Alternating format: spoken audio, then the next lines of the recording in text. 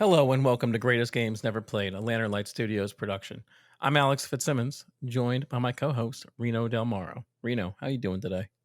Well, I don't know, Alex. I guess this show is going to broadcast in a couple weeks, and I don't know where they're going to be at in a couple weeks. But that loss yesterday by our Jesus Philadelphia Christ! Eagles, Jesus, dude, embarrassing, disgraceful. But you know what it lets me know? Football's back, baby. And more importantly, how'd your fantasy team do? I'm I'm 2 kidding. and No, 0. I'm kidding. No one cares. 2 and 0.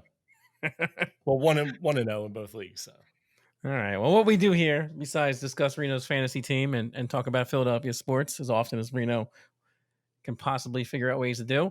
We're going to take a look at the hypothetical. We're going to look at a moment in sports where if things had gone differently, how would have everything turned out? How would the future of sports history been altered in that one moment?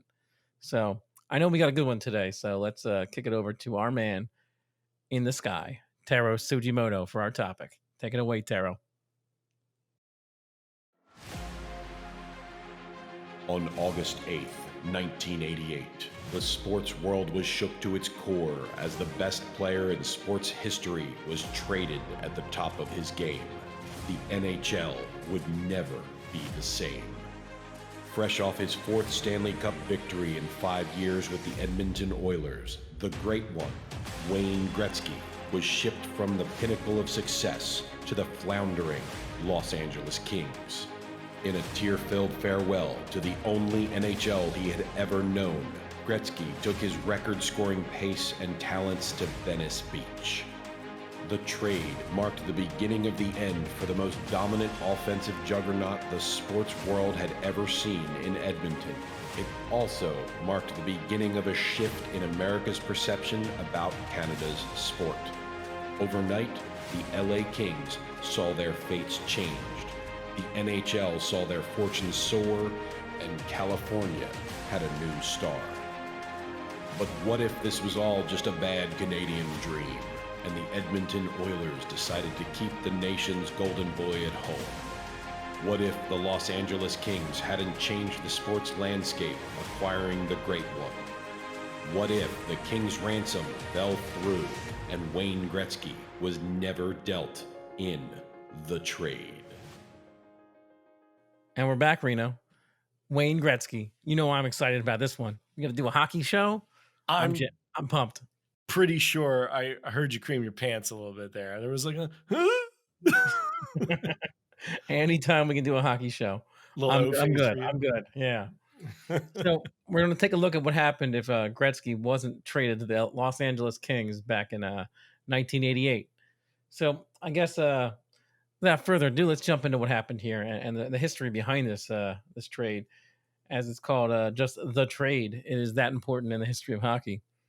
Um, so I guess to setting it up, though, we have to kind of know who Gretzky was, though I imagine everyone knows who he was. But we have to get a little behind the scenes story, what the story is here, how he came to the league. So I know we had mentioned before about the AFL and NFL, the merger.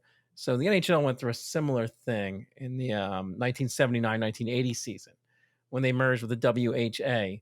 And the Edmonton Oilers, the New England Whalers, the Quebec Nordiques, and the Winnipeg Jets all joined the NHL, who had recently just expanded from the Great Expansion back in, what was that, 68, I guess?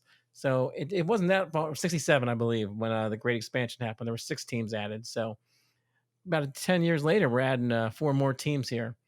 And Gretzky was on the Oilers in the WHA. He was ineligible to play in the NHL because he was not 20 years old, as that was the NHL's rule at the time.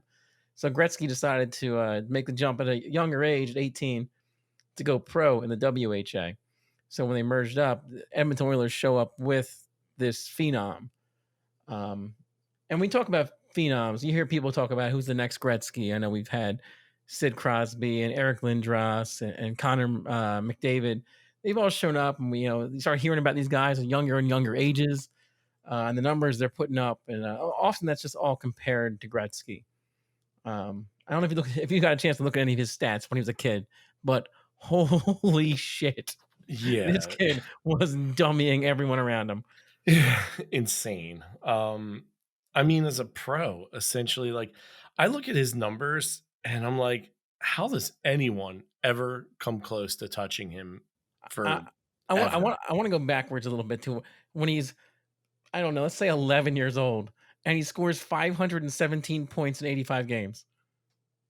That's that's so disgusting. Like he's a 8-year-old kid putting up amazing numbers in the novice, the Atom, Pee Wee, Bantam, midget leagues in Canada out of Brantford. Um, Getting booed everywhere he goes by families. He's 7 years old being booed, scoring this kind of points. The other family's like, this isn't fair. This guy's out here scoring 500 points on my kid. They were thinking Uh, about putting adults up against him, and he still would have scored on well, that. he was way out of his age group all the time. It was a problem there. He was always playing up, several years, and that's where it's actually, he's kind of known for the side jersey tuck as like as a look he has, and he started to that when he was young. When they're giving him jerseys that were too big because he's playing with men, and he had to tuck his jersey in so he wouldn't like trip over it all the time. So he just kind of adopted that. He's always had the side tuck with his jersey into his pants there. 511 goals as an 11-year-old playing hockey. I 507, can't even 517 points. 17, Well, sorry. let's not make it worse. Oh, sorry, 517 points. I can't even score 517 points if I created someone on NHL and played for 30 years and made myself a 99. Like, Yeah. I could still score that. No, this guy is 17 years old in the Ontario Major Junior Hockey League. He has 64 games, puts up 182 points. He was just again 10 years old at 76 games, 316 points. He is just destroying the minor leagues, the bantams, the peewees, all the what do they call them? He's like a And goddamn amateur alien out leagues. there. Yeah, he really is. He's dominating amateur hockey in Canada. And that's what I said about people are always comparing them to him. As you see, like when Connor McDavid's coming up, you hear buzz about him when he was like 10, 11. And that kind of started with Gretzky, we start looking at guys this young as these standout stars at that age. We start projecting what they're going to be because Gretzky was that guy. I mean, clearly those numbers right there. People were watching this kid when he was 8 years old, trying to figure out if they can get him on their NHL team. So, so Gretzky ends up going into the NHL when the Oilers are assumed by them, and he goes on and he plays. What did he play? 9 years in Edmonton. Yeah, 9 years in Edmonton. He had a 9 years in 20-year Edmonton. career, right? Yeah, Um, and he rewrites the record book uh, almost immediately. So in fact, I would say even immediately. His first year, he comes in and scores 137 points in the NHL, which is a record. It's never been broken for a rookie. He didn't win Rookie of the Year though because they deemed him ineligible because the previous season he was in the WHA, which was a pro league. So they said he was, even though he was a rookie in the NHL, he was not a pro rookie. So he was ineligible for the Calder, the Rookie of the Year, but didn't stop him from going on and winning the MVP of the league, the Hart Trophy, and the Lady Byng as the most gentlemanly, and yeah. tying Marcel Dion for the Art Ross for most points in the league.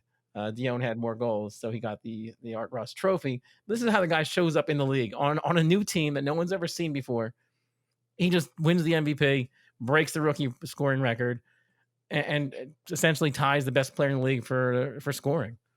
Like, welcome to the NHL, kid. Yeah, they didn't even I can't believe they didn't consider him a rookie. That's such a bullshit cop out. They didn't wanna give him the Yeah. the Calder, but that's They such were like, bullshit. we're gonna give this guy everything. Jesus Christ! He just Yeah. shows up. He just showed up here. Who is this kid? So the next year he goes on and he would break the record for points in a single season in his second year with 164, previously held by Phil Esposito at 152, and he wins the Art Ross for the MVP and scoring leader. The third year he does the same thing. He rewrites the single season goal scoring record, scores 92 goals, shattering Phil Esposito, who had 76 back in 1970.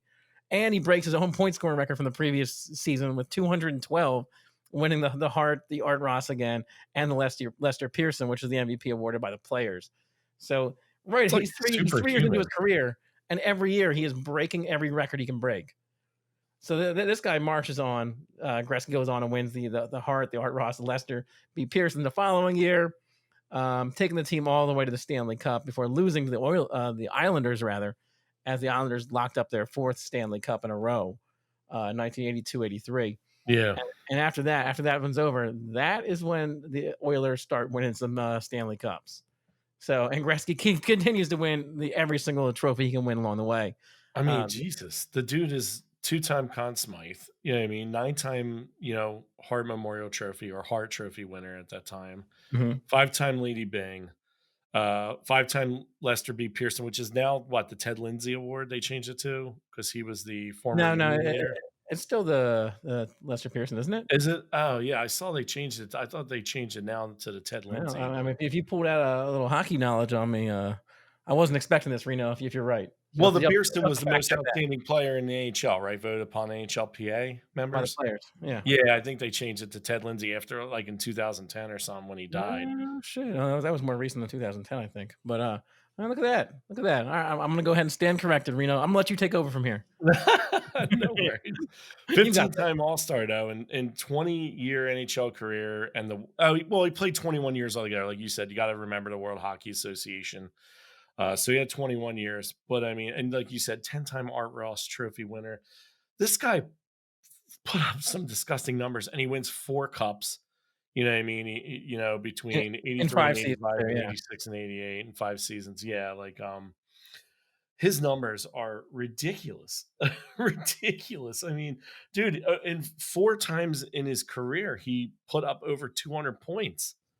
Now, Like, I would say this about Gretzky, like when people talk about these numbers, and this is something I've heard about him before, is that there's an argument to be made that he's the single most dominant athlete in professional sports history. That because there's no other sport is the guy who leading by so much. Like, I mean, he's so far ahead of everyone. You talk about his like points record. He's got 2,856 points. The next best guy is Gordie Howe, who's got 1,850 and also played an extra 400 games. Like his points record, like he has scored what, like almost 40% more than the next highest guy. Like, oh, I got Messier above Howe. you know what? You're right. Messier did break Howe. 1887, and then You're when right. Yager came back, Yager's now in Messier did. 1921, right? Yep. No, you're right. But even still, Yager well, played forever yeah. too. No, and he In played and a out too. games He too. played in Russia. Yeah. But the point being, like, he is still averaging about almost 40% more in points scored than anyone else in NHL history. Like, his the when the way he dominated, it wasn't even close. It's not even close. Like, all his records, like, no one's even close. You know what, too? I even took some players, like some big names from today's game that have played both these guys drafted in the same year in 2005. So they've been playing for 15 seasons, right? Alex Ovechkin is at 1278, right? And Sid the Kid is at 1263 below Points. Alex Ovechkin. And they rank 36 and 39 on the list. I mean, he's over doubled their points and they've played 15 seasons already. You Mhm. know what I mean? And he played only 20 in the AHL. I'm assuming did his WHA numbers come over with him, or is it just I'm No, assuming it's just no. straight NHL. So Yeah, they didn't even it's count his first year in the yeah. WHA. So I mean, his numbers would be even greater. I mean, he would have been probably well over 3,000. He's over double these guys' amount of points, and they're only 5 years off from having matched his 20-year career. It's insane. Now, you and I talked about this before too, Alex.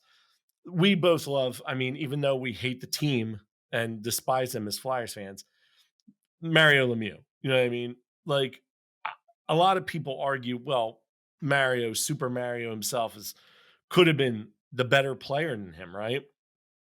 But unfortunately, his career was plagued by health problems and it limited him to only 915 games out of a possible 1,430 games played. I mean, he missed 515 games in a very sporadic 17-year career. He missed a few years. Obviously, he had Hodgkin's lymphoma and he came back, which was amazing. He had chronic tendonitis, hip flexor, back pain, spinal disc herniation. I mean, I think he played on a broken ankle for a couple weeks, right?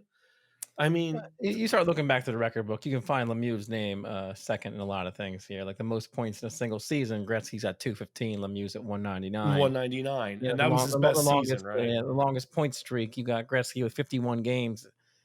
Second best is Lemieux with 46. And you think if he Most would have playoff played points in a single season, 47. Mario with 44. Mario's clearly all around the record book. The problem is Gretzky dummied the record book first, and Gretzky also had a jump start on him too. where Gretzky played in the 80s. His whole career kind of overlapped the 80s. Where Lemieux came in the late '80s, and then the Yeah, tough and like '90s defensive league and yeah, and I dominated. don't want to take anything away from Gretzky because because he played in the 80s, but there was a lot more scoring going on in the 80s than there was. It began wrapping up during the Lemieux's career. He got to witness the start of the trap and the start of the bigger goaltenders, the kind of the stuff that ended the scoring bonanza that happened during the 80s. Yeah, So and you know what? that did play a hand in Gretzky's records for sure, Absolutely, but absolutely. everyone else was there. Everyone else was there. Everyone had a shot at it. Like, and the fact is, if you saw Gretzky, I would tell you Lemieux was the better player. He was the more skilled player. Gretzky was the single smartest athlete that probably ever lived.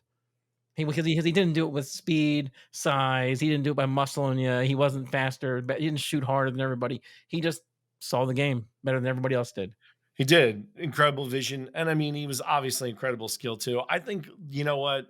Frank Deford of Newsweek said it best about Lemieux too, going back with Lemieux and Gretzky. He was like, "Notwithstanding Gretzky's abiding majesty, posterity will never forget that no athlete, not even the sainted Lou Gehrig, has ever before Lemieux been struck down by a deadly disease at the very moment when he was the best of his sport, at the best he ever would be, and since." Lemieux has achieved miraculously in remission, struggling on the side with a back injury so grievous that has benched him after he merely laced up a skate. That is the stuff that answers people these days when they wonder where our sports heroes have gone. That's why I think you and I, most of all, probably love and respect Mario Lemieux because he's like, this guy is grit defined on top of the fact that he has an incredible skill set, but God, like even as great as he was and could have been, and who knows if he had a fully healthy 20-year career like Gretzky, it might have been him holding the records. It But might have been also Gretzky. God, I mean, his they numbers are both so hard to argue, though, they both man. played for great teams. But Yeah. there's very little room to argue that Gretzky played on probably the greatest team of all time. Oh yeah. That Oilers dynasty was just insane. The amount of Hall of Famers on that team, the amount of skill on that team. So that's it made it more shocking at the time when they decided to trade him in August 8th of 1988. After 9 seasons with him, 4 Stanley Cups, 8 Hart trophies, 7 Art Rosses, 2 Conn Smythes, Gretzky is shipped out of town to Los Angeles. Had I not been a child who was like kind of 6 years old and unaware, I would have been like, "This is the stupidest shit I've ever." Heard." Like what? Yeah. Like So, and what happens here is the owner, Peter Pocklington in Edmonton. He's the guy who deserves credit for bringing the Oilers into the NHL. Because Gretzky was not an Oiler in the WHA when he first came over. He was an Indianapolis racer. But Pocklington saw what was going on with the merger, and he knew that if he could secure Gretzky on his team, that when it came time to merge, what teams would be kept, that if he had Gretzky, his team would be kept. So he made the move to go get Gretzky then. And essentially, by doing that with that kind of foresight, was able to get the Oilers into the NHL. And at the time when they went in, it was what, like a $2 million entry fee into the NHL, which is absurd when you think about the 650 million that Seattle's paying now for their yeah. expansion fee. But it lets you know how far the game has gone, like since 1970, 79 up Right. till 1980 till today. It's gone up from 2 million to 650 million on entering the league. But at this moment, Pocklington's kind of struggling financially outside of his team, which is doing well. Obviously, they've just won their 4th Stanley Cup in 5 years, and LA comes calling. LA keeps calling. They're saying, "Hey, we're interested. How would you feel about $15 million on top of this move?" And he's been turning this offer down. Jerry Buss, the LA Lakers owner, was offering it to him. And then Jerry Buss sold the team to the next guy, Bruce McNall. And Bruce McNall, he had talked to Buss, and Buss was like, "Hey, when I offered him this $15 million and like some other players, he didn't hang the phone up on me." So McNall was like, "Okay, I'm gonna take that knowledge and keep pursuing this." And he got him. He wore him down, and they made the trade. Gretzky, Mike Krushelnyski, and Marty McSorley all traded from the Oilers to LA for Jimmy Carson, Martin Gelinas, 3 first round picks, and $15 million. $15 million. Yeah. So I mean, that's a blockbuster for sure. And like in light of what we know now, it doesn't look good. It doesn't look good today. No, no, it did not pan out for the Oilers. However, this all being said, like Jimmy Carson was a key part of this trade. Jimmy Carson was in LA for 2 years, and he was kind of lighting the league on fire. He scored 37 goals his rookie year, 55 his second year. He was at that time, and I believe it was the highest scoring first 2 years in any rookie ever in the NHL. Like this guy was on pace to be somebody. He was the number 2 overall pick in the '86 draft. He was making noise. Yeah, it definitely makes sense to get him because again, a young upcoming star, and they're like, okay, you know what, we're trading the Yep. greatest right now in his prime, but we could still build, get this money, get the other picks, and still build another championship team. Yeah, and And I Martin mean, Jones is number 7 overall pick in the '88 draft, so he's there. It's not like they're giving them nobodies. These are guys who at the time, and Jones had a really good career. It just wasn't, he wasn't a Hall of Famer. Like he had a nice yeah, career. Jimmy Carson ended up having a nice career. He was really good for this first 4 years, and then it just kind of tailed off when he just kind of wound down his career. It's kind of a journeyman, but it started off very bright. And then they had the 3 first picks, which all, if we're honest, were poorly used. yeah. They were poorly used. And you look back, you think, hey, for 3, if you gave me 3 first round picks for anyone, I'm excited about what that future can be. But when you see it, when you see what they did with them, you're like, oh, gross. So the one of them they traded to New Jersey for Corey Foster. He never played for the Oilers, and he ended up getting traded along with Dave Brown and Yari Curry for Mellenby, Fisher, Berube, and then those guys get shipped out for cash. They lose them to expansion drafts. They end up getting flipped around. They end up packaging Berube with more of their star players to get less stuff back for going forward. But it is a whole branch you can follow out that just ends badly on this pick right here. And the second pick, the 91 first round pick, they take Martin Rucinski. He plays 2 games for the Oilers before getting traded for Ron Tugnutt and Brad Zavisha. Tugnutt plays 29 games, and then they lose him to the expansion draft. Zavisha plays 2 games before being traded to Ryan McGill, and McGill plays 8 games for him before an eye injury ends his career. Oh, Like you're jeez. like, this couldn't have gone worse. And then the last pick they get, the 93 first round pick, they take Nick Stajduhar. This guy kicks around in the minors, suffering injuries, bar fighting. He ends up playing 2 games for the Oilers. That's it. His whole career, retires 2001. Wow. So they found a way to make those 3 picks into basically a combined like 15 games. Like they found a way to really botch those picks. It's one of the worst trades ever. I mean, It quite really ends honestly, it up being that clearly is. way. Yeah. If they could have done something with those picks, maybe we have a talk. If Jimmy Carson, the problem, he went to Edmonton and like hated it right away. He was living in Gretzky's shadow. He was there for 1 year and then demanded to be traded too. Yeah, he went to the So, Red so, Wings, right? yeah, that's where he's from. He's from Detroit. So like his first year with the Oilers, he goes out and scores 49 goals. He puts up 100 points. He's doing really well, but he wants out. He can't deal with the pressure of being under Gretzky's shadow. It's not what he wanted. He would have rather been in a place like LA where the pressure wasn't on him all the time like that. So even he ends up like getting shipped out. Like the whole thing just bust out. Every single player they get bust out. It It just doesn't totally blew work up in out. their face. However, though, they did win in 1990, right? They won Yeah. the Stanley Cup. So what happened was Pocklington, we mentioned before, was trying to cheapskate his way through his team. And so the previous year, before he got rid of Gretzky, he got rid of Paul Coffey, the 2-time Norris Trophy winning defenseman, who arguably is the second greatest offensive defenseman of all time behind Bobby Orr. That happens during contract dispute. Pocklington's concern here is he's seeing players' salaries escalate, and he sees his team is very good. And he becomes scared of where these escalating prices are going to go. So when it comes time to negotiate, he starts drawing hard lines, and ends up with Coffey where he can't agree to a deal, and he ends up having to trade Coffey. And he looks over and he sees Gretzky, and he knows it's going to happen with Gretzky. So that's what happens there. He ends up having to make the move because then later on, after Gretzky's gone, like you said, they go on to win the Stanley Cup in 1989-90. And after that year, he can't reach a deal with Yari Curry, the Gretzky star winger. And he ends up just leaving for an Italian club.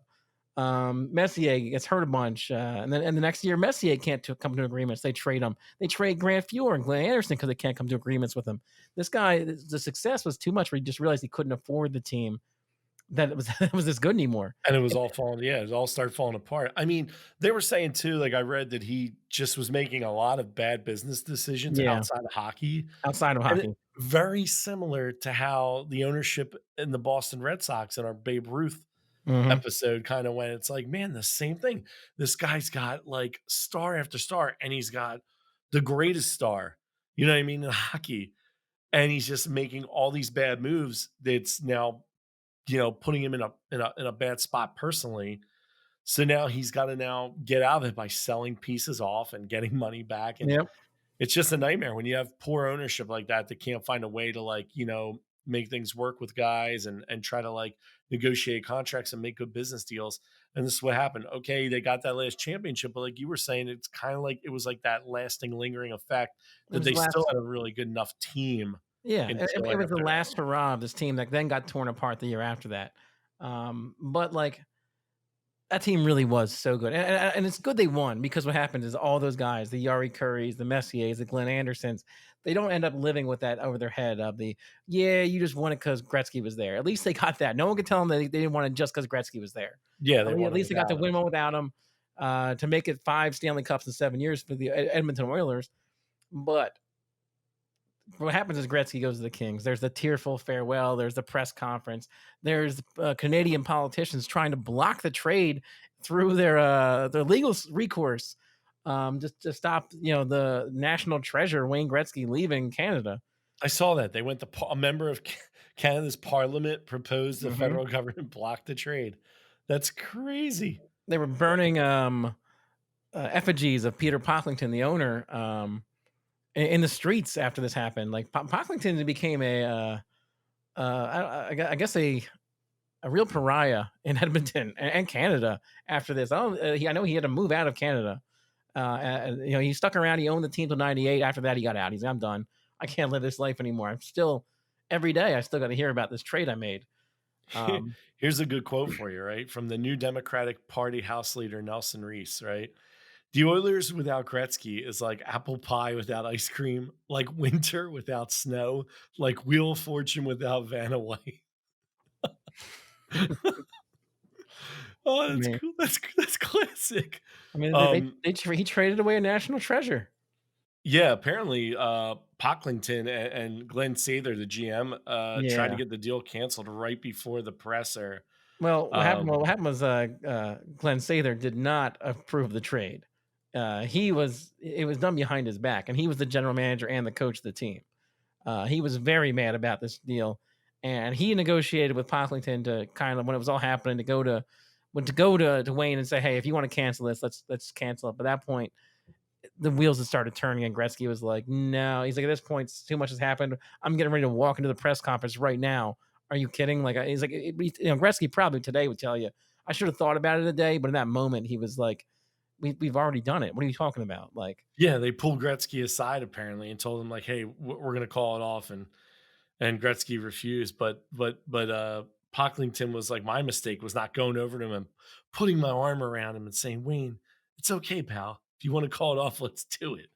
He thinks that would have gotten it done. Like this guy, if I'm Sather, by the way, I'm straight up quitting. I'm punching that yeah. dude in the face and I'm walking away. Well, and that's what Sather told Gretzky. He said, like, "Hey, if you want to stop this," he's like, I will put my job on the line. I will threaten to quit over trading you." And he's like, and like I said, Gretzky said, like, "Hey, this is done already. It's already the works. It's already happened. Right now we're just going out and announcing it."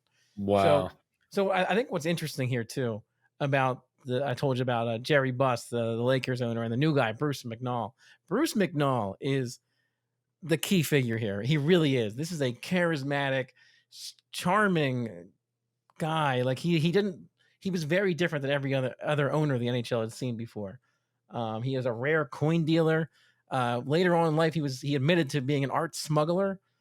He was a racehorse owner, a movie producer, but really he was a social climber who put himself close to like Jerry Buss and other celebrities in LA and was able to fraudulently secure loans based on assets he did not have to be able to purchase the LA Kings. Wow. So he was able to do this, and then his first move was to come in there and go get Gretzky. Overnight, the Kings were success. attendance goes up by over 25% overnight. The Kings are a hot ticket. They got celebrities, got Tom Hanks, he's got everyone, he's got the president calling up for tickets. Every game's sold out. The This Kings are guy's a suddenly relevant. All their players are stars now. They talked about when he first showed up there that McNall took Luke Robitaille on like to a party, and they had all these celebrities there taking pictures. And when Luke Robitaille walked by, they stopped. They didn't know who he was. And Luke Robitaille is this great left wing in the LA Kings, but then when Gretzky came, everyone was recognizable. Everyone knew who these guys were. He really changed the expectations and what would happen in California and non-traditional markets forever after this. And even bigger than that, he became such a what he did was here's a great thing he did when he first got Gretzky during the preseason. He took Gretzky for preseason games on a barnstorming tour. So they played an outdoor game in Las Vegas in front of Caesar's Palace. They went to places that never played games, never had games. Like, for instance, you may have heard of these cities now: Phoenix, Nashville, Tampa Bay, Miami, Raleigh, North Carolina, Atlanta. He took them to all those places and played exhibition games. With Gretzky, he went to Dallas. Wow, it looks like he was a sideshow freak. Well, he used them to grow the game. Like, and when all those cities end up getting teams later, it starts right here. It starts right here when the first team west of St. Louis that even has an NHL team is LA. That's the only team west of St. Louis in the whole league.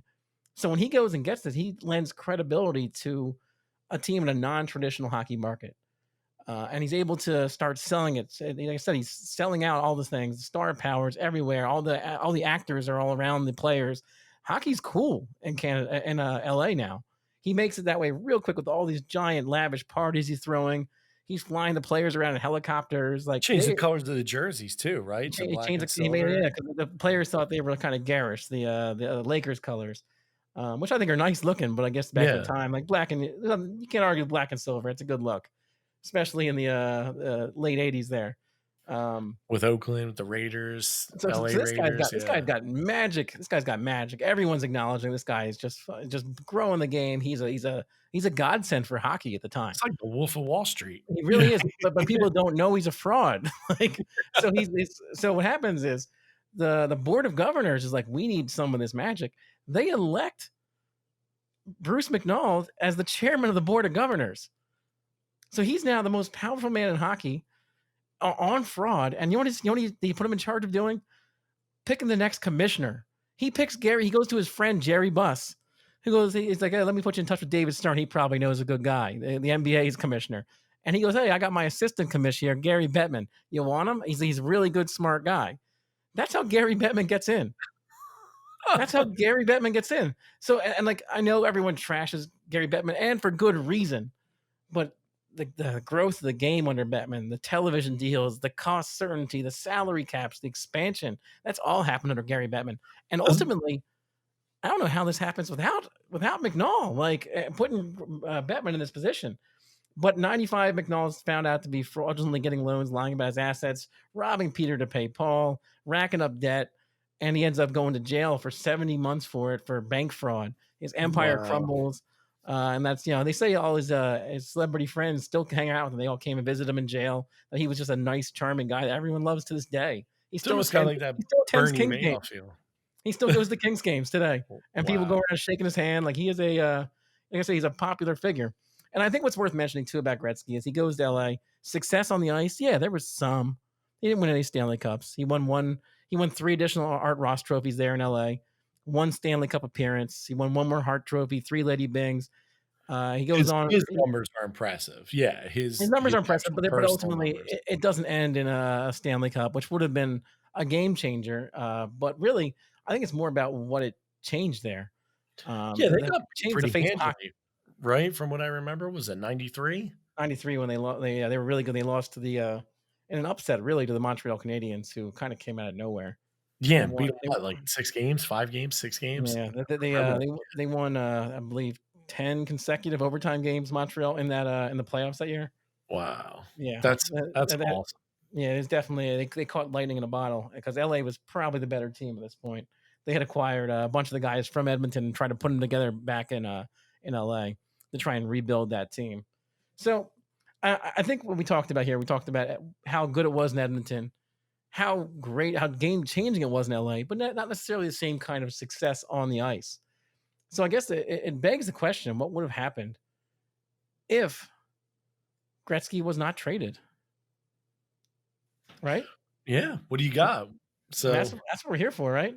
yeah, I want to hear what you got. So he's not traded. He sticks with Edmonton. How do you think this thing plays out? They continue to win championship after championship? Well, sort of. So here's the way I'm looking at it right here. I got Pocklington. Pocklington was afraid of the escalating contract demands. But we talked about him struggling with his businesses and how he wouldn't sell a team until 1998. He ended up getting 75 million for it then. But I think we witnessed the game change so much when Gretzky was traded that the team's values, the attendance went up everywhere. TV deals changed. Everything changed after Gretzky.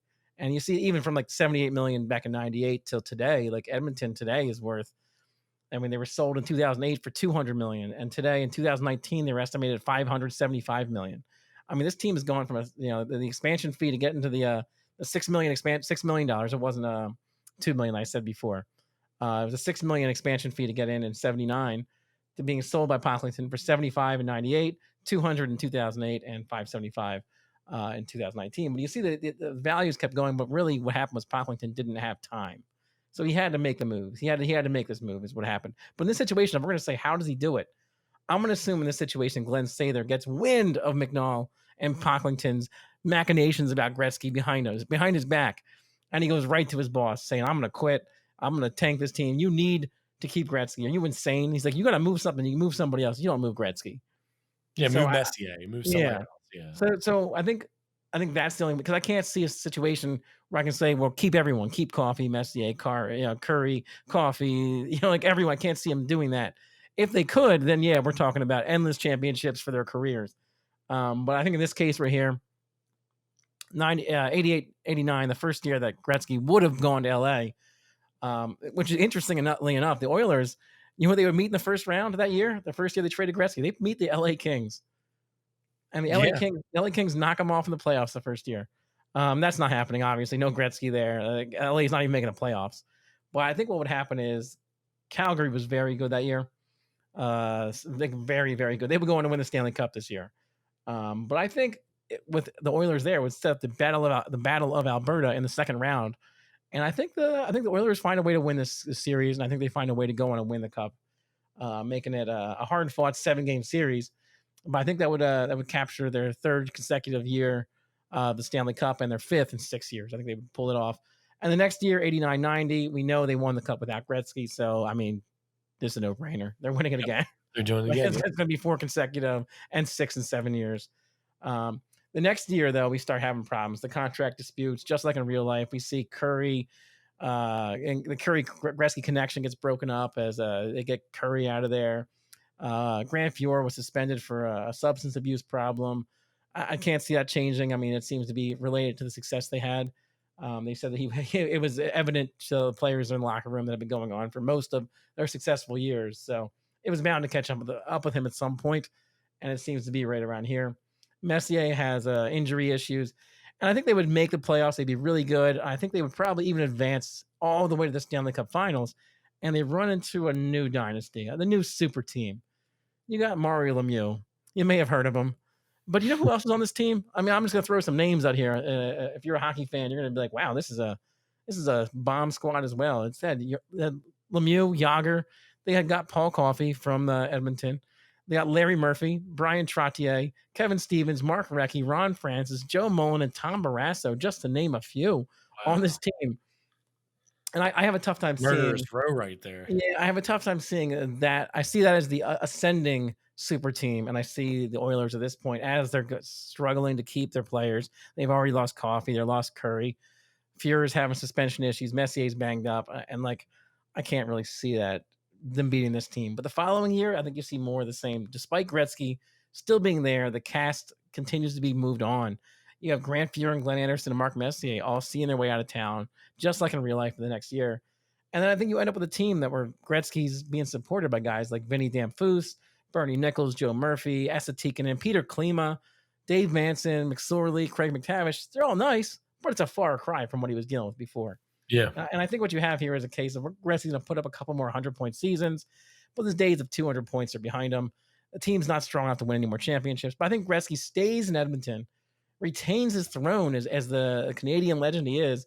99 never changes from the blue and orange, remains an Oiler for life, retiring in 1999 as well. And I think that's the Gretzky story. But more interestingly, I think the Kings. McNall would have been looking for a splash, clearly. And he would have looked around. He would have said, well, I can't get Gretzky. This Glenn Sather guy came in there, blocked me. Let me talk about Mario Lemieux. And there's no way in the world Penguins are trading Mario Lemieux. They need him to save their franchise. And he's going to look around. I don't know who else you see is a face of that value in the NHL at the time. I just don't know who it is. Really, Yeah, those were the two biggest names, and that's who McNall wanted, but one yeah. of those guys, so and he's And not getting it from Steel City. exactly. And like you look around and you're like, well, who's our leading scorers of the time? And you're like, you know who they are? They're already on the Kings. It's Luke Robitaille and Jimmy Carson. They're the number 3 and 4 goal scorers the previous year.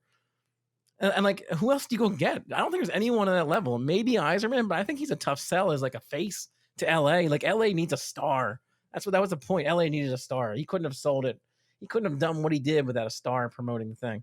So I think what you have is he's going to try and inflate the star powers of like Luke Robitaille and Jimmy Carson by, drawing attention to them and putting them out in the spotlight.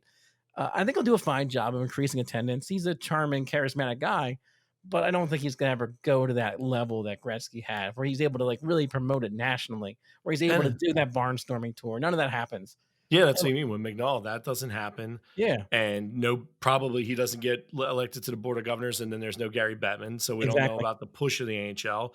And if he doesn't do that tour, now you're talking about all those teams in the West that now exist may Mhm. not exist, or at least not for Yeah. years down the line. No, I think it's very safe to say. I think it's generous to say that the delay in expansion, the no one's going to be there to fight, to have the fight with no Gary Bettman. There's no fight on player salary demands. Like who's going to stop the players? Those, if you remember before the strike, as much as everyone goes, "Oh, the strike was bad." If you remember before the strike, the NHL player was making more than every other of the 4 major sports on average.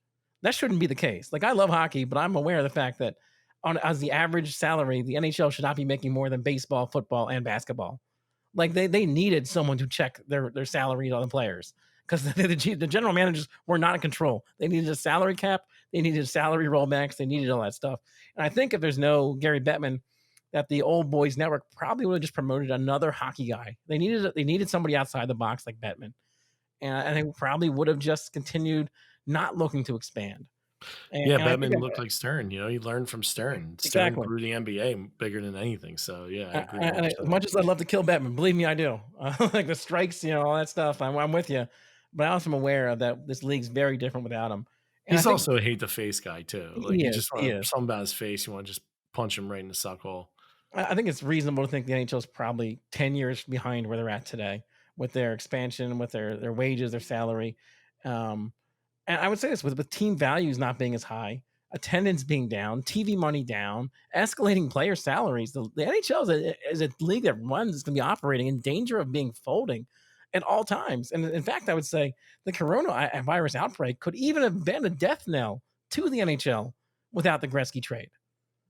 I think it's very possible this team would have been on the cusp all the time. Something like this could have just killed them. Yeah, And absolutely. and I also mean, also some other things, the bold vision of the Sun Belt expansion, it kind of starts depriving us of future stars too, where we don't see guys like Austin Matthews and Seth Jones and Blake Coleman, Jason Zucker, Gosses Bear, Jack and Quinn Hughes. I mean, there's a lot of these guys that came out of those cities that don't have teams. These guys never become fans if not for the expansion of the NHL, and they never get exposed to it. They would have found their way as great athletes into something else, and then the NHL is robbed of more talent as well. it's crazy Um, how that stuff comes full circle. I and mean, I think that's a lot. I think it's a lot. The NHL is a very different NHL without this trade for me. so what about he stays in Edmonton, he doesn't go to LA, but what about Detroit? I heard there was a rumor that Detroit was the other team that was in it. And according to his wife, she wanted him to play in Detroit, his wife Janet, who was an actress. So everybody kind of thought Wayne was pushing for it because his wife was an actress and she was out in Hollywood, but she also was doing a lot Well, of work in New York and stuff like that. And she was pushing for the Red Wings. and also Pocklington kind of threw her under the bus in an interview later. where he kind of blamed her and Gretzky for the trade because I guess he was trying to save face, but it just made him look worse. Yeah, I Like, agree. But it's funny too because Gretzky now attributes his dad to him going to LA. He said it wasn't his wife. His wife wanted him to go to Detroit. His dad was the one who said, I think that you would be huge in LA. I think that yeah, would be the move that you want to make. So maybe somebody got in his dad's ear and it's like, listen, get your son to come to LA and he could, make hockey in America huge, especially on the West Coast. I mean, his dad, arguably the most famous sports dad in sports. He would just buy his kids sticks. He told Gretzky when he was young, he had him drop out of high school. He said, "Hey, look, it's hockey or it's something else. Like, what are you gonna yeah. pick?" He made him pick hockey or high school. Like Wow. he said he would get like 3 or 4 sticks a week. He would burn them all through. His Listen, dad would cut like puck size holes in the wood slats. So Gretzky would just spend all day just trying to shoot the puck through these like puck sized holes, and that was it. Like his dad was a very famous hockey dad, Walter Gretzky. yeah, well, Walter was like, you know what? Why you don't need algebra 2 or trigonometry. You've got the angles that you need on the ice. You know what I mean? That's all Well, that matters, I'm kid. not one to poo poo school, but every now and then it works out. Listen, I'll tell you right now, I'm not either. I would love my kids both to get the highest education that they can. But if one or two of them were phenoms at something, it's hard not to be like, all right, you know what I mean? Like, oh, all right, you know what? Let's focus on this. Let's make you the best that ever is, that ever was, that ever could be. Let's do Yeah. that. And you know what? When you're done making $1 billion and owning a team, go ahead and go back and get your GED. You know what I mean? Go get an associate's. You can go do a grad program. You got all the time in the world after you're done being the greatest in your sport. Yeah, yeah, it's kind of hard not to push towards that. But you know what? The Red Wings, that rumor would have been interesting because I think a lot of people are like, well, giving up Carson and how'd you pronounce his name? Is it Gelinas? Gelanos. Gelinas, right? Martin Gelinas and Jimmy Carson, right? Gel. Gelinas. So if you got Carson Gelinas, right? If he would have went to the Red Wings, a lot of people attribute, well, you're probably going to have to give up Adam Oates, Peter Klima, and Joe Murphy if you're the Red Wings to get him, plus the picks, plus I guess whatever money. I mean, the Red Wings. They spent their first round picks those years on Mike Sillinger, Martin Lapointe, and Anders Eriksson. Obviously, Lapointe and Eriksson, the more important players. Eriksson was actually used to trade Cylinder had a for. nice career. What's up? Yeah, yeah, yeah. Cylinder had a nice career. He didn't have a bad career, but I mean, those two guys, like Martin Lapointe was a big part of that team, and Erickson got them Chris Chelios, I believe, right? But a lot of people are like, you know what, though, if you get Gretzky, now you're who knows if you get Sergei Fedorov later down the line because you're going to be a really good team. You might not be able, you Well, might not be in Fedorov place. was he was a late pick, wasn't he? Yeah, He I wasn't a mean, high pick. He was like one of those late picks that worked out, I believe. it's true, but who knows what position they would have been True, in? They true. might have not taken him. But a Well, lot of people were I concerned would that he would argue have held I would argue for the Yzerman Red back. Wings. I would argue for the Red Wings foresight in their drafting of Russian players That they that would they have still gotten Fedorov. that they would have got Fedorov. I would argue for that. I can't argue against that either. I think that's great. But a lot of people are concerned, well, Yzerman would have been, you know what I mean? Like he would have been held back. Like Yzerman might not taken to go into being a second line center. You know what I mean? Like it might have stunted his career. It Mhm. might have been a problem for him. So is that You where you know, have him go in your scenario? no, no, Because I got something different. let's get to yours. I want to hear what you got. All right, my scenario, try to get through this. I got a different team, right? There was a team in 87, 88 that barely eked out a top finish in their division. And that division, the Patrick division, that would be the New York Islanders. All Oh, right. The gross. New York Islanders, right? They were the number 3 seed. They had 88 points that year. They just finished a game above or they finished 3 points above the Capitals and the Flyers, and only 6 points ahead of the Devils that year. So they barely eked out the Patrick, right? They get into the first round and they're knocked out by the Devils, who were a 7 seed. So they go out to the Devils 4-2, right? This is a team that you're like, man, they won 4 straight between 79 and 83, and now they haven't won since. Edmonton's become the new dynasty. I feel like the Islanders are like, no, we have got to find a way back. We won 4 straight. We were the dynasty. Edmonton takes over. Why? Because of one man. So what do? They go for the same package. They get Gretzky, McSorley, and Krzyzewski, right? Krzyzewski, who didn't really pan out for LA anyway, Krzyzewski, but McSorley played really well with the Kings. I remember. I think He that did. actually helped them, McSorley was very good. right? Well, I've got the Islanders giving up 21-year-old Finnish right winger Mikko Mikela, right? 23-year-old Canadian right winger Alan Kerr, and 21-year-old Canadian right winger Brad Lauer, plus to entice them even more, 4 first round picks in 89, 91, 93, and 95. And then they say, hey, dude, how about 15 mil? We'll give you 18 mil in cash, right? Now, Mikko Mikela, right? He had a pretty good season that year. He had 57 points. He was 21-year-old who had 57 points in his second year. Actually, in 87, 88, he had 76 points. Yeah, So yeah. this guy was like, I would like to stop you real quick there, because I hear that offer and I go like, that's not enough. That's not fair. But then I think about what happened with the trade that did go through, is that McNall came to Gretzky and said, "Hey, here's what I'm gonna do. I'm gonna offer all these guys for you." And he mentioned all the guys that were traded, and Gretzky said, "Who else are you getting?" He's like, "No one." And he said, "Ask for McSorley and Krushelnyski then." Like, yeah. so clearly they were willing to like make poor decisions all around the board here. And Like, here's the thing, I don't see that like I mean, even though probably Carson was the best player out of all these guys yes, we're talking about, you know, Michaela had 76 points that year. You know what I mean? Or 73 points that year. I'm sorry, it was 76 points that year in 87, 88. So this guy's no slouch. He's 21 years old, and he looks like an up and comer too. So there's an enticing 21-year-older. I mean, his career didn't super pan out after that. After his 76-point season, he went down to 45, 26, kind of fizzled out in an 8-year career. Kerr kind of had the same kind of thing going. He had his highest points amount, 87, 88. He was 23 years old. Now you're thinking, okay, this guy's really finding his game and getting it going. So I think that would have been enticing as well, kind of going with Jealous.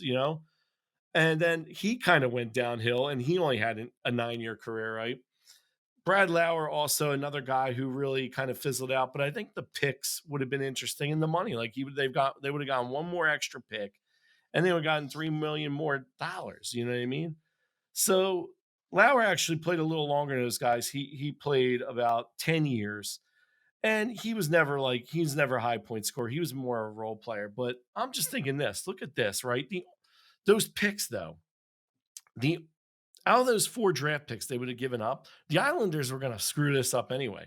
Only 2 of those draft picks really mattered, and one of them was traded to Ottawa in what's considered another one of the worst trades ever made, right? So in 89, they drafted number 2 overall. They drafted Dave Chizowski, right? He was a bust left winger who had 14-point highs in 2 of his 6 seasons that he played in the NHL.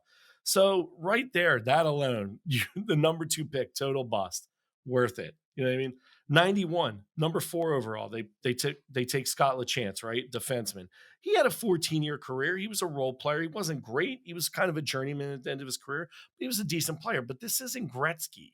You know what I mhm. mean? Like, so 93, finally, they draft later, right?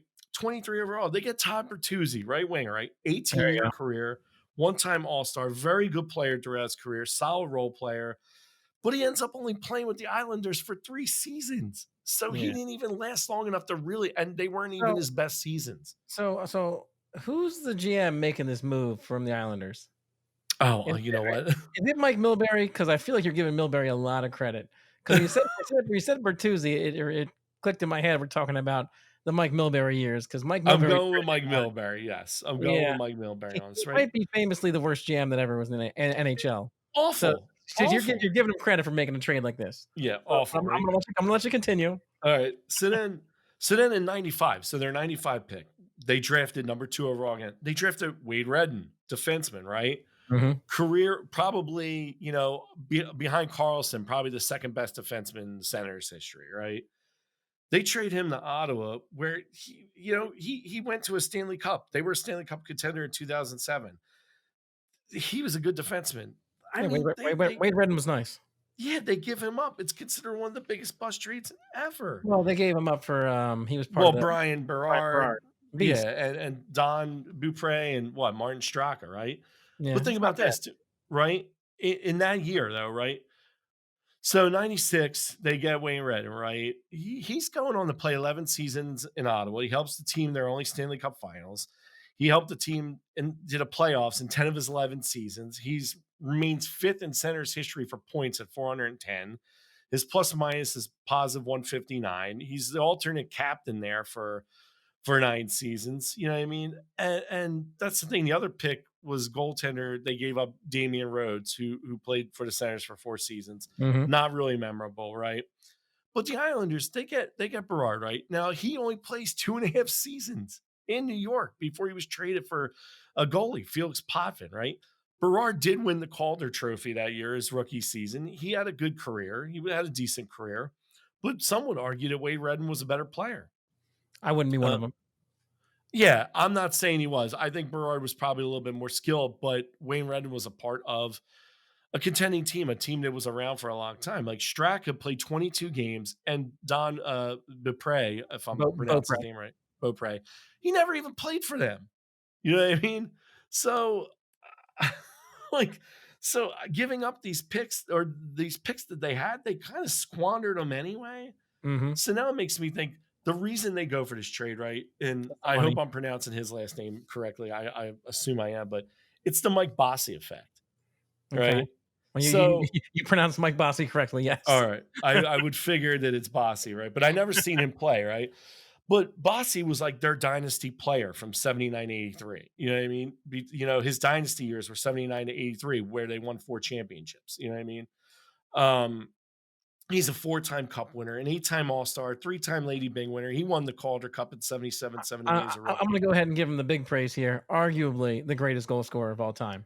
Yeah. I mean, quite honestly, this guy was insanely skilled. Another guy, not in a different vein than Lemieux, but another guy whose career was struck down and cut short within 10 years Mhm. from major. I mean, he had 2 badly herniated discs that basically they were like, "Hey, we'll try to, we could try to repair it surgically." I don't even think they offered surgery at the time. They were going to do pain treatment for him, Mhm. but he basically walked away. And funny enough, I think McNall tried to get him to come out of retirement to play with Gretzky in LA. And Hmm. he declined because he said he was a guy that wasn't going to play if he couldn't play at his best, right? But Yeah. this guy plays 10 seasons in the league with the Islanders. He's putting up insane points. I mean, he had 69 goals, 68 goals, 64, 60. This guy was like points wise, 126, 147, 118. This guy was going off the charts. Yeah. And basically they lose him at the end of 87, 88. He came to try to come back for training camp and he couldn't do it and he called it a career. And I think That's the end of the Islanders dynasty, essentially. basically it is the end, absolute end. So I think after that injury, and I think the idea is the Islanders are going to add Gretzky and McSorley to that first line. Maybe they're going to put them in the first line with left winger Randy Wood at the time, who's 22 years old, or better yet, they're going to probably. I mean, they brought in, I think, David Volek, a Czech rookie they drafted, who was a 25 goal scorer, 34 Mhm. assists, 59 points in his rookie season. They're going to want to pair them with Pat LaFontaine, who was also another incredible player for that Islanders team. A real gifted And playmaker. what's that? Real gifted playmaker. Oh, absolutely. Yeah, this guy had crazy vision, incredibly gifted playmaker. I think what they're going to do is they're going to say, "Pat, look, we got to build this dynasty. We got to get back to our roots where we were. We need to get the championships back. So you need to take a back seat on the second line." And you know what? Pat's going to be like, "All right, I'll be your second line center. I'll take Randy Wood as my left winger," right? I mean, Pat LaFontaine was insane. I mean, he played 15-year career and he had 1,013 points. I So you mean, got LaFontaine with Gretzky on the Islanders trying to restart the dynasty. absolutely. You got their captain, Brett Sutter, who would have been their third line center, and their fourth line center was anchored by Brian Trottier, right? So Yep, now you're talking Trottier. about, yeah, Trottier. You've got now 4 like top notch. Obviously, you got the greatest. Then you got LaFontaine, who's at the time one of the greatest hockey players in hockey, as your second line center. And then you got, you're following it up with Sutter and Trottier, right? At the Mhm. third and fourth line centers. Now this team's pretty damn formidable on all four lines. And you still got Ken Morrow there. Kelly Hrudey, who was their goalie, wasn't, I mean, this isn't Martin Brodeur, but he was a decent goalie. I mean, he had like a .89 goal average in, like you were saying, the early 80s and 90s. He was That's the key. He was probably he was the Kings goalie when Gretzky was there also. exactly. So they're So probably decent. I think what they're going to do too is remember Hall of Fame defenseman Dennis Potvin left. He retired mhm. after that season. I think they're going to convince him to stave off retirement and sign a 3-year extension. And I think they're an instant cup contender if Potvin comes back, along with Morrow still being there, and now these deep four-line centers they got. And I got them winning 3 Stanley Cups immediately in Gretzky's first 3 years on the Wow. team. I got them winning in 89, 88, 89. They beat Joe Newendike and Al McInnes and the Calgary Flames in 5 games, right? Wow. That was In a really good team. 89. That's a Oh, really good yeah. team. Oh, yeah. They go on, they're deep now. They're deep. The Islanders are deep now. Now they got, it's not just 1 or 2 lines that are gonna kill you. You got now 3 or 4 lines that are gonna be, that are gonna put on pressure. 89, 90, they beat Mark Messier and Gretzky's former team, the Oilers, in 6. So now Gretzky proves that those guys can't do it without him. Even though they got there, they can't do it without him. Gretzky beats him. And then in 1991, they're going to go beat the Mike Modano Minnesota North Stars in 6 games. I think what's going to happen, though, is like you said, the same thing that happened with Edmonton. I think the Islanders are going to figure out they can't hold on to all these guys. And I think LaFontaine's going to end up leaving New York in a trade after a contract dispute. I think he's going to want to get paid along the lines of Gretzky. And I think they're going to refuse to pay him top money. They're going to offer him like a 4-year extension worth maybe 8 million a year, 8 million at the time. 4 years, 8 million. It's like nothing nowadays. It's like Yeah. now 4 or 5 years could be like 60 million. But he's going to pass up on that 4-year, $8 million deal, and they're going to trade him. I don't think they're going to win another cup again with that. Even if they get Pierre Turgeon, coming back in a Buffalo trade, um, I think they're going to lose. I think they're going to end up losing the conference finals of 91, 92 to, like you said, Lemieux and Yager, Yep. and they're never The going to reach upcoming another Stanley dynasty. Cup. Yep. Yep. Yeah, exactly. So, and I think that's it. I think he follows a similar career path, though, the rest of his career. I think he might end up with the Rangers in free agency in 96, 97, and Yeah. kind of finish his career off in 99. But I One think the last shot with Islanders, Messier at the end there. yeah. Yeah, I just think that the Islanders are going to be like, you know what? We lost what we had, and we that taste is bitter, and they're going to go after him. They came up short the year before in the playoffs. They went out in the first So round. so in that situation right there, when the Islanders take Gretzky and they restart, they kickstart the dynasty again. Does that change the effect, like what I talked about on the sport by not having? Do you feel like it ends up the same way with the Western Conference teams with the non-traditional markets, I or is Gretzky just being in the United States enough to kickstart interest in the sport? I think Gretzky being in the United States, especially in the Northeast corridor, I think it's. I see. Here's the thing, though: New York and Philly and Boston and those areas in the Northeast corridor are like diehard sports fans. Period. I'm giving them all respect for that. So would it have got the excitement level up and the competition up in those? Yes. In So I that think area, but it wouldn't have in that spread to area, the Sun but I Belt. don't think it would have spread to the Sun Belt. No, I think him going to LA, like you said, it defined the next decade, the next generation of young and upcoming hockey The players next 30 years even, and the like, growth. Yeah, absolutely. Oh, yeah, it did affect the next 30 years, but in that short time span, the growth. And I think you're saying McNall had a different vision. I think the Islanders are basically going to be more of a traditional team that want to get back to their winning ways. And sure, they're going to market Gretzky. And like I said, you might have a few more kids that were, playing other sports, maybe latch on to hockey, and you might get more, hockey players out of the Northeast corridor in the United States. but you're tapping a market that's already kind of being tapped already. I agree 100%. So I Okay. don't think you're going to see what he did, what his influence on the Sun Belt and the West Coast and hockey in, like, warmer climates really did for the rest of the country. Okay. Let's get them shout outs done, and then we'll get back with our final thoughts on this because I think I have a couple things I want to think about here. Sure, absolutely. If you like to support us, you could go to patreon.com/LanternLight Studios. Support not only our show, GGMP, but you could support our game development projects and other Lantern Light podcasts, such as Game Johns and Screen Johns. As always, thank you to our current patrons, and a special thank you goes out to the Russell James Johns support group patrons.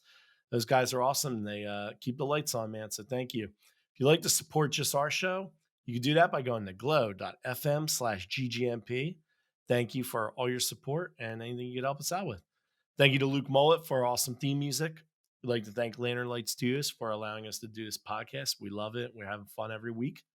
I'd like to thank Anthony Ziccola, our producer, for pushing us, getting us in the grind, and making sure that we're doing all the things we need to do to try to pump up the show. So thank you, Anthony. We'd like to thank our audio engineer, Maria Labanovic, doing a great job. Really, she's the one that makes us sound well, at least me sound semi decent. You're already great, man. So You don't gotta you can lie to me. you got your voice is smooth like honey, man. Me, not so much. I sound like a frog, you know. You can reach Alex and myself real simple. Allmylinks.com/GGMP. Allmylinks.com/GGMP. That's where you'll find all our social media. You'll find our website. You'll find all the different ways that you could listen to the show. So please check out allmylinks.com/GGMP. Hit us up. Let us know what you think about the show. Let us know we could do better. Let us know if you have any cool show ideas you want us to visit. Also, visit lanternlightstudios.com for information about our show and our other amazing podcasts. Game Johns with Michael, Jack, and Riley, and Screen Johns with Savannah and Maria. Shows are awesome. Definitely want you guys to check them out because they are well worth it. If you like our podcast, enjoyed this episode, please go to Apple Podcast or any of the different platforms to have reviews, but give us a 5-star review. Leave us a good review and let us know we're doing well. We could do better. And yeah, that's what I got. Nice. All right, cool. Let's try and wrap this up with a couple of thoughts here. Like we talked about like, whose legacy's hurt and whose is inflated. What do you have in the situation here? Well, I mean, I think Wayne Gretzky he's the great one for a reason. I think anywhere he was going to go, regardless if he stayed or went, he was going to be great. He was going to make them an instant contender. If he would have stayed in Edmonton, they would have that dynasty would have grown a little further for a couple more years. But I would say that the owner of Edmonton is, I mean, looks like not the GOAT, but a GOAT. So his legacy is completely tarnished. McNall apparently still a folk hero out there, even though he was a cheater and Dykstrad his way through life there. Well, I don't know if he cheated. I mean, he didn't cheat the fans. At least. Lied. He didn't cheat the fans. He cheated Banks. That's for sure. Yeah. I don't think a whole lot of people are real sympathetic to Banks to begin with. True, but he was a thief nonetheless. You know what I mean? Yeah. He committed crimes. And whether he paid for those crimes or not, apparently he's a folk hero and a legend out there still. Well, So I mean, he did produce Weekend at Bernie's. So classic, instant classic. Jonathan Silverman, come on. Well, Andrew McCarthy, guy should have got an Oscar. I'm just saying, you got a lot of leeway when you produce Weekend at Bernie's. That's all. Yeah, that was Andrew McCartney. I think I said McCarthy. Sorry about that. I got to give him his respect since his name never ended up on that Oscar.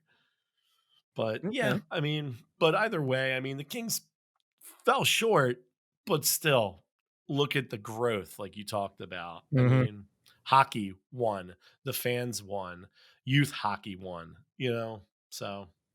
Yeah, no, I think I feel the same way when I think about whose legacy would have been greater in the case of this had gone another way. Peter Poppington's for sure, just because his legacy was trashed from the trade. So by him getting the chance to not do the trade, I think he's able to salvage some of his self-worth and his legacy, I think. Yeah, even his name is like Weasley. Sounds like a real dickhead. Yeah, it was Peter Puck is what they called him. I feel like no one calls him that anymore. Yeah. They probably got something else. Probably rhymes with Puck. Yeah. Peter. Well, no, I don't want to curse anymore. So good job. So I think another thing I like to mention about Gretzky is Gretzky's brother. You probably know him, right? Gretzky's brother. Oh my God, no! I'm drawing a blank. Gretzky, he has a brother, Brent Gretzky. combined, the Gretzkys have more points scored than any other brother combination in the league. So Brent has what, 0? Brent has 4 points in 13 games. Oh my god. Who'd he play No, with? well, he played for Tampa Bay. He plays for Tampa Wow. Bay in the early expansion years. He was not very good. He had a, prestigious, AHL minor league career, though. He did very well in the minor leagues. He's one of those guys who was able to kinda dummy the minor leagues and not make the next step. He did not pan out in, like, the family members that were the most successful family No, members in no. sports. So, Yeah. there is something to be said about the brother combination not being the best brother combination. There's the Sutters. You mentioned, Brent Sutter, right? Yeah. Brent Sutter had 6 brothers, Oh, and combined, they were able to score 73 more points than Wayne and Brent for wow. 2,934 points for the 6 of them combined. But Gretzky's Good right behind him with 73. good pull by you. Nice numbers by the Sutters. Good for you Yeah, guys. yeah. 73 more points, 6 of them had 73 more points than one guy. It's ridiculous. That's how it's crazy. Like on a to finish up, we thought Babe Ruth, like, I mean, doing our research and working that episode, I was like, my God, this guy's insane. Yeah, it's hard that after you think about Jordan and Ruth and Tom Brady and all these greats that we've talked about, to not sit here and say that Wayne Gretzky was probably the greatest of the great out of all of them in any one single sport. I mean, Yeah, his numbers are never the alien. It's got to be alien semen injected into somebody to yeah. make them put up those numbers, dude. They're Because gonna have to change the rules of the sport in order yeah, to, no one is touching that ever again. Like at least Jordan's been surpassed in a lot of different numbers, but the intangibles is what Jordan goes off. Wayne Gretzky has the intangibles plus numbers that will never, yeah. ever be touched. Yep, no, I think I'm with you on that right there. So, I'm gonna go ahead and wrap it up on alien semen. So so thanks everyone for listening, and this has been another Greatest Games Never Played.